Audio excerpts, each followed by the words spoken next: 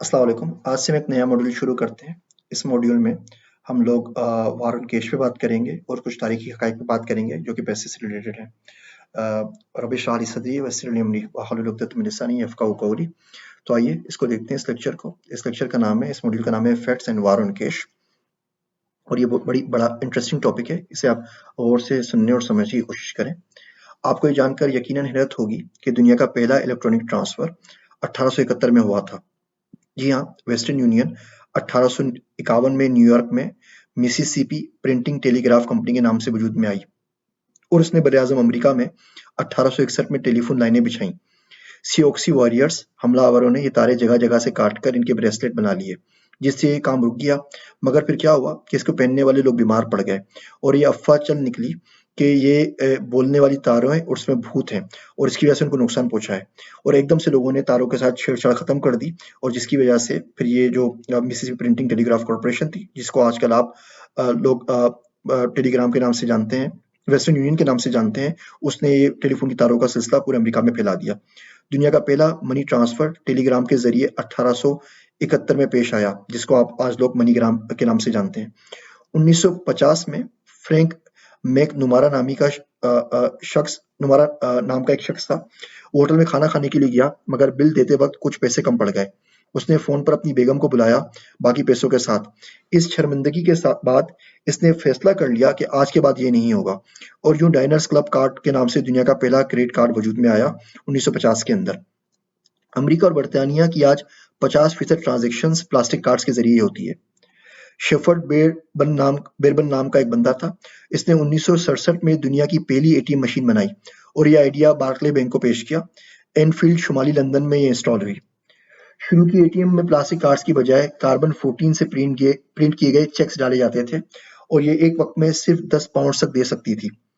1983 में bank of Scotland ने Nottingham building society के सारिफिन को दुनिया की पहली इंटरनेट बैंकिंग सर्विस दी, जिसमें अपने बिल जमा करवा सकते थे और उसके लिए उन्हें अपने टीवी और टेलीफोन की मदद दरकार होती थी।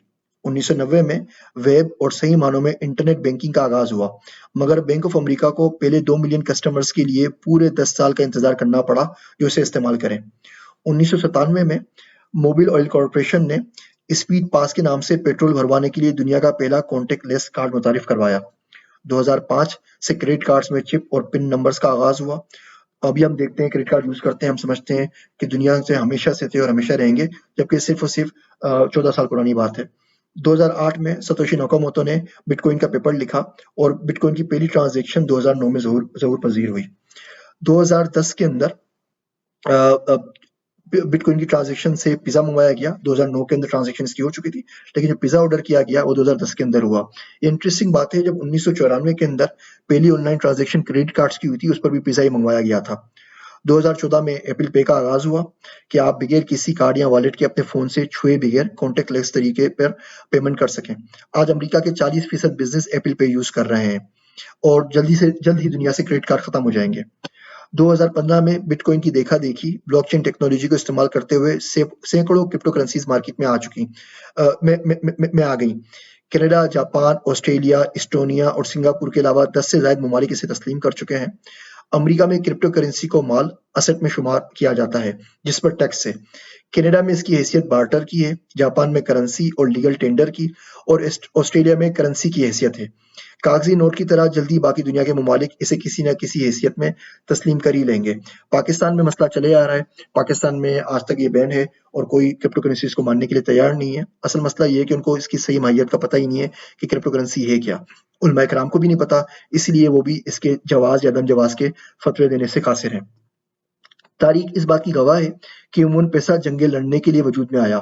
$10 का नोट 1861 में इसी बुनियादी वजह से बना था कि सिविल वार के खर्चे बर्दाश्त किए जा सकें। इस दौर में सारा कॉपर जंगों में लग रहा था, तो दुनिया ने पहली बार रुपए की कम हैसियत के नोट देखे, जिन्हें हम फ्रिक्शनल नोट्स कहते हैं। इसमें 4 आने का, 8 आने का, 10 पैसे का, 5 पैसे का, 30 पैसे का, यहाँ तक कि 3 पैसे का और 5 पैसे के नोट भी वजूद में आ गए। एक दौर में अमेरिकी पेनी स्टील की बनाई गई थी कि कॉपर तमाम जंगों में यूज हो रहा था। 1955 में अमेरिका ने करेंसी नोटों पर हामिले हाजा को मुतालबे पर अदा किया जाएगा के बदले हमें खुदा पर भरोसा, इन गॉड वी ट्रस्ट लिख दिया। हम अमरीकी डॉलर्स के लिए बक का लफ्ज़ इस्तेमाल करते हैं। बक असल में मेल हिरन की खाल को कहते हैं, जो कि एक दौर में अमरीकी ज़राअती इलाकों में बिल्कुल पैसे की तरह इस्तेमाल होती थी। 19वीं सदी ईस्वी में 1/3 नोट जाली थे।